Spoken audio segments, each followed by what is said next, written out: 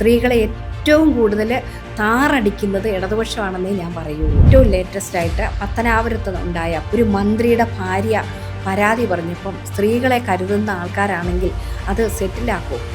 Police കേസെടുക്കാതിരിക്കുമോ? ഒന്നും ചെയ്യാതെ ആ സ്ത്രീ ഇപ്പോഴും ഒരു മന്ത്രി ഭാര്യ.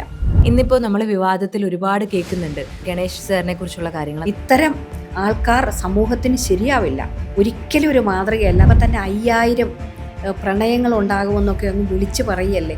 എൻ്റെ ഇഷ്ടമുള്ളതൊക്കെ ഞാൻ ചെയ്യാം. അങ്ങനെ ഇഷ്ടമുള്ളത് ചെയ്യാനല്ല, ഭരണഘടനയിൽ പോലും റീസണബിൾ റെസ്ട്രിക്ഷൻ പറഞ്ഞിട്ടുണ്ട്. സ്ത്രീകൾക്കെതിരായിട്ട് അതിക്രമം നടത്തി 112 വിളിച്ചിട്ട് പോലീസുകാർക്ക് അങ്ങോട്ട് കടക്കാൻ പോലും പറ്റാത്ത അവസ്ഥയുണ്ടാക്കിയ സ്ത്രീ സുരക്ഷ എവിടെയാണ്?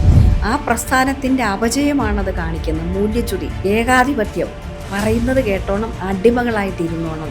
സത്യപ്രതിജ്ഞ ചൊല്ലുന്ന സമയത്ത് ദൈവനാമത്തിൽ എന്ന് പറഞ്ഞതിൻ്റെ പേരിൽ ഒരുപാട് കോലാഹലങ്ങൾ ഉണ്ടായിട്ടുണ്ട്. സത്യം പറഞ്ഞാൽ ഞാൻ ഉണ്ടായിരുന്ന ആ പാർട്ടിയിൽ അമ്പലത്തിൽ പോകുന്നത് ശരിയല്ല, ജാതി സംഘടനകളിലാകാൻ പാടില്ല, വോട്ട് ബാങ്ക് ലക്ഷ്യമിട്ടിട്ട് അതെല്ലാം അങ്ങ് മാറ്റിക്കഴിഞ്ഞു. വേറെ പലരും ഈശ്വരനാമത്തിൽ സത്യപ്രതിജ്ഞ ചെയ്യുമ്പോൾ കുഴപ്പമൊന്നുമില്ല.